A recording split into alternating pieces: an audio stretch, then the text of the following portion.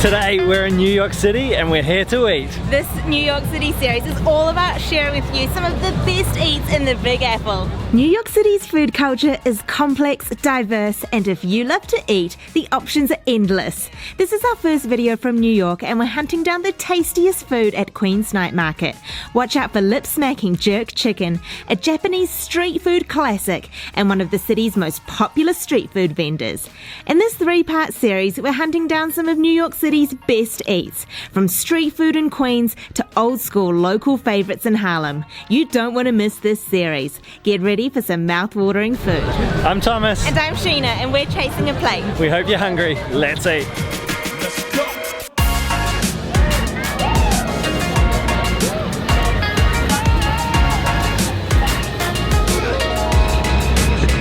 This video is in Queens, which is a borough of New York that we have been desperate to visit. It's an incredibly diverse area. It's got so many different cultures living in it, which means there is so much different food here. So this video is going to be set at the Queen's Night Market. Now, because Queens, the borough, is one of the most ethnically diverse urban areas in the world, it means that at this night market you can basically travel around the world through its food. There is so much to eat here. We're here right on opening. The crowds have started pouring in. You can see people walking with such a purpose in their step, heading for their favourite stalls. So we're going to be eating our way around the market tonight. One corner of the market which is totally pulling me in, and that's the stall for the jerk chicken. So jerk chicken is from Jamaica. Jerk refers to both the cooking method, which is like prodding and sticking holes into the meat so that the flavour can get into the meat, as well as the marinade. And the smell coming from this stall is so intense and delicious. So we're going to get in line, grab some jerk chicken.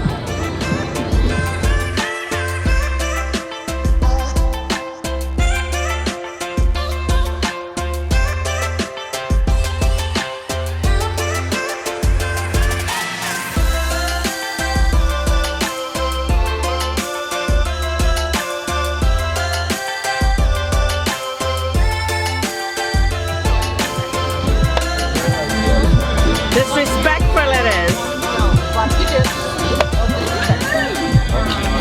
Enjoy that. Thanks so much.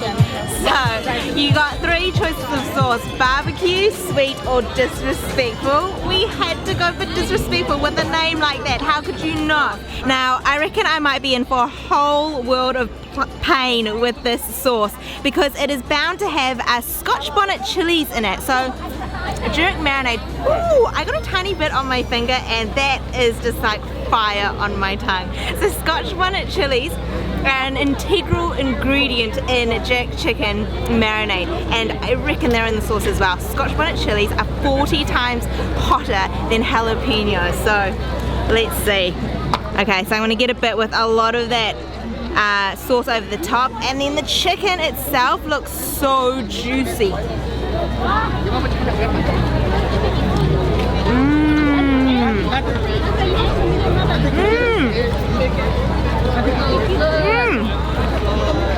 That is amazing. The chicken is very, very moist and tender. It's got a beautiful smoky flavour. So they're cooking that chicken over charcoal, and traditionally, in addition to charcoal, they also use pimento wood. And you can really taste that smokiness in the meat. I've got to go for some more. Okay, let's get this drumstick.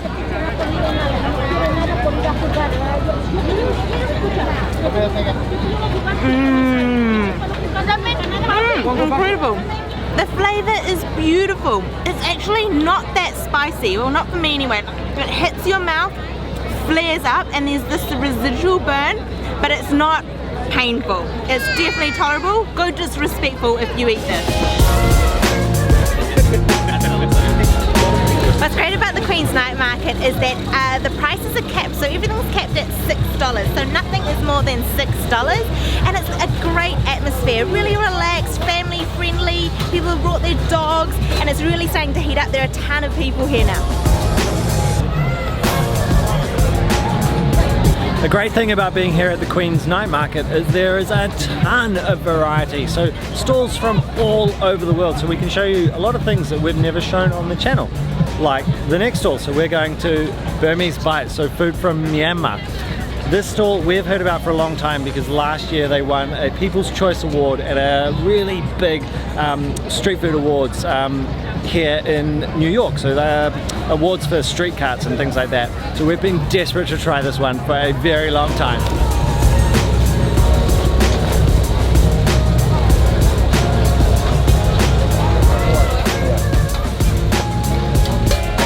In India, I think people use ghee, but for me, I want to make it a little bit lighter. Yeah. It can be a strong flavor. I know. So this is Kue Palata, which is one of the, which is our top 10. Because Mio, who owns Burmese Bites, has just been telling us about his top seller, which is the Kue Palata. Now, Kue Palata is very similar to things that we've eaten in other countries before. So, murtabak in Malaysia, paratha in Singapore. And what it is a really thin wheat dough, which is slapped onto this stainless steel surface until it's really, really thin, paper thin. And it's put onto the hot plate, and then a chicken mixture is put inside it. And the chicken mixture's got all sorts of things. So chicken, egg, a spice mix, which is very, very secret, and then a bit of onion as well. And then it's just cooked. It looks amazing and it smells really good.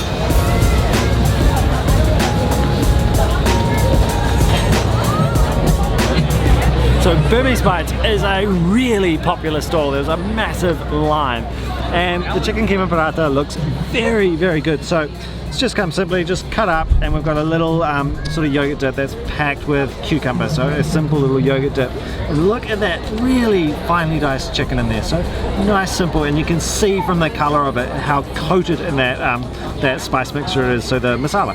Let's get that nice middle bit, so we get right into it. And I'm going to go no dip on the first one.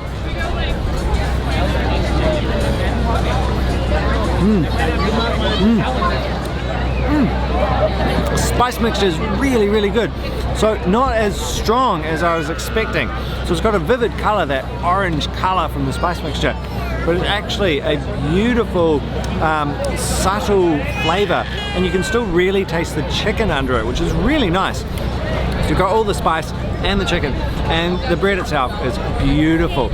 Little bit crispy, but a little bit soft at the same time. And you can see all the color on it, and if I flip it over, you can see it's a bit drier on this bottom side where the oils hasn't soaked into it as much, and it's very simply cooked with a tiny bit of oil, so it's not stodgy from oil. Let's try some of this dip. We'll just get a whole lot of that cucumber up onto there.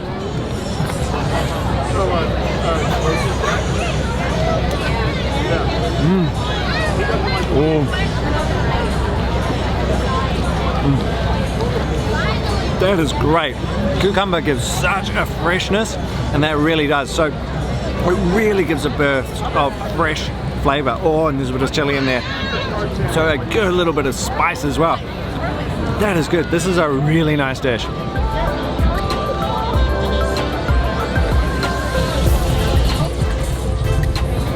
That was great, having some Burmese food. So Burmese food is incredibly rare to find, I think. I mean, we don't really see that anywhere around the world, and we've been speaking to some locals here at the market, and even in New York, that's an incredibly rare food to find. So that was a really good one to have. We are at our next stop. We are here at the Cambodian cuisine stall, and it has been so long since I've eaten Cambodian. I have got my eye on the amok, which is a steamed fish curry.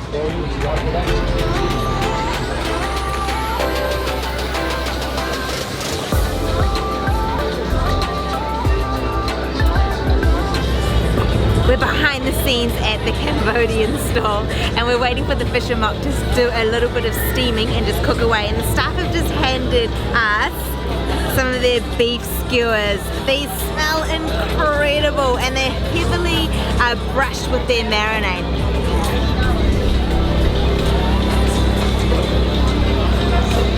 Holy moly! That beef is so tender.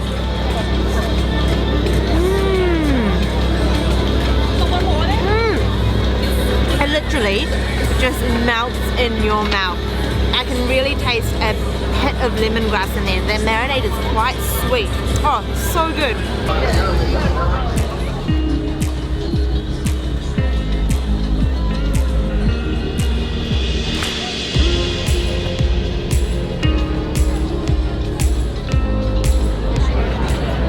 About 7 years since we last ate fish amok in Cambodia, so I'm really excited to eat this.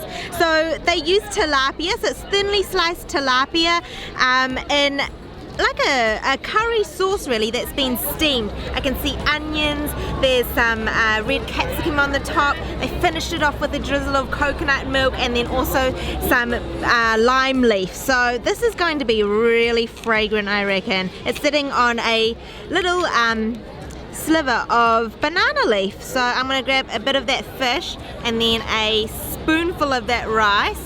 Alright.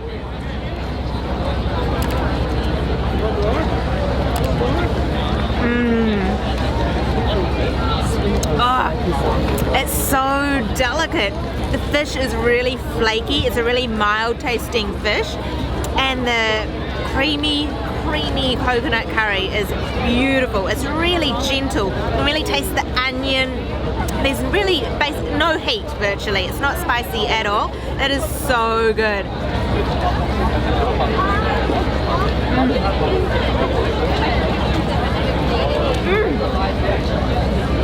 I love this. You get a real sort of zinginess from that lime leaf. It's a beautiful flavor. And it's just really delicious. Things are really picking up here now, so the crowd is piling in. The vendors are really going for it, so you can see the air is full of smoke behind me, so there is a lot going on. It's a really neat environment.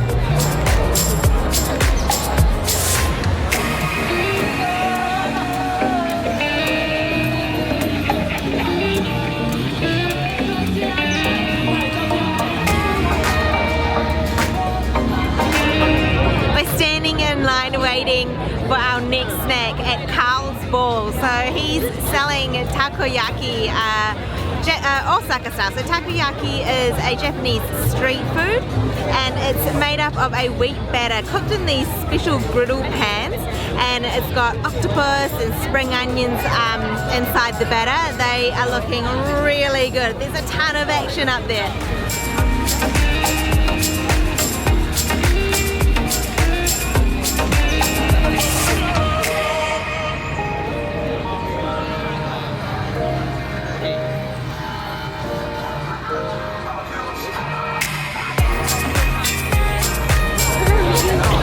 I love takoyaki, and these look like really good ones. So you can see the all the toppings go on. So you've got the octopus ball underneath, but on top they've put some Kue mayo.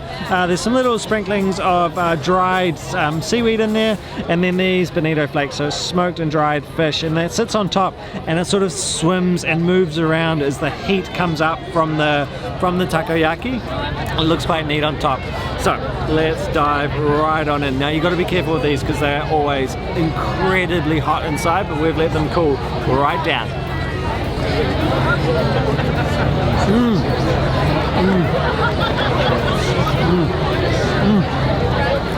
These are really good. They're super creamy inside. So in Osaka they make these really loose in the middle, so the batter is just cooked inside. And it's quite neat watching them cook them, because they're in a half dome shaped little vessel to cook.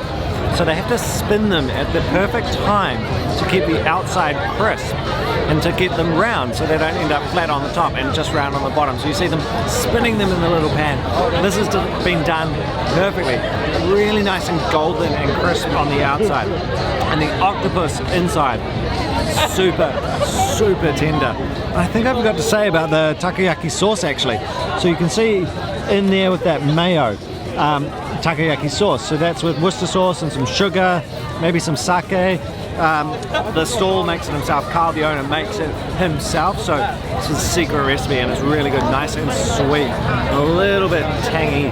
Let's grab one more. Look at all those bonito flakes.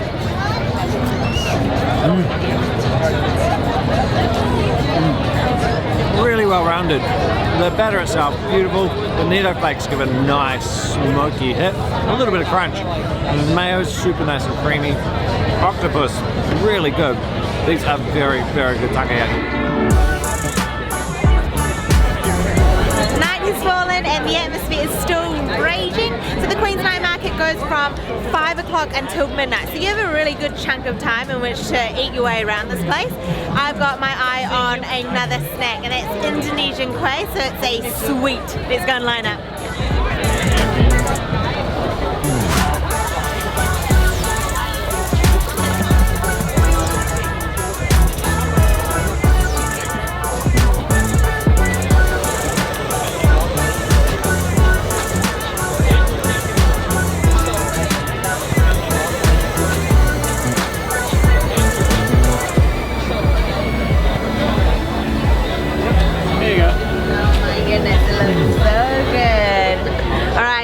My Kue Pancong in my hot little hand.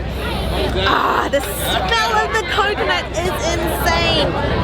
There's probably about 50 food stalls here at the Queen's Night Market, and we've spoken to lots of locals and a lot of our friends who eat at this night market often, and we're sort of showing you what we think or they think are the best eats at this night market. So they definitely said that this was one of them. So this is Kue Pancong. So kue in Indonesia are snacks, so sweet snacks often, and there are countless varieties. But what this stall has done, Moon Man, they've sort of modernized them or tried to make them a little bit more contemporary, although the flavors remain the same.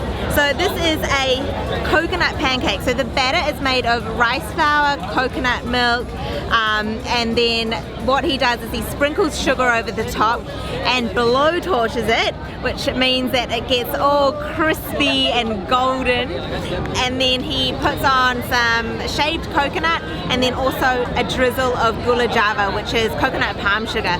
This thing, oh, smells so fragrant. That coconut aroma is amazing.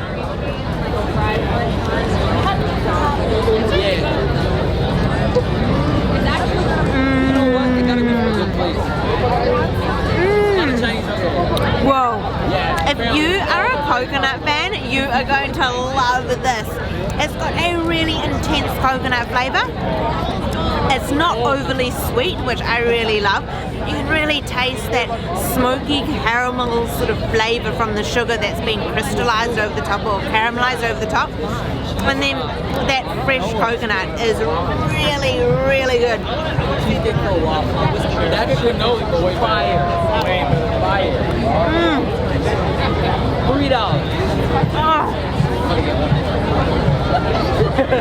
This kue is amazing. I love how they've taken the traditional and sort of souped it up a little bit, still retain the authentic flavors, but it's sort of modern. It's delicious.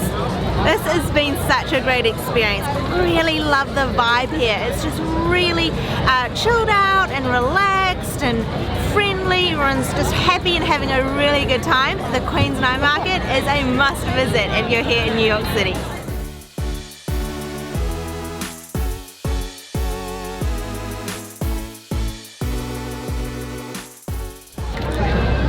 The bits we have to cut out. No one wants.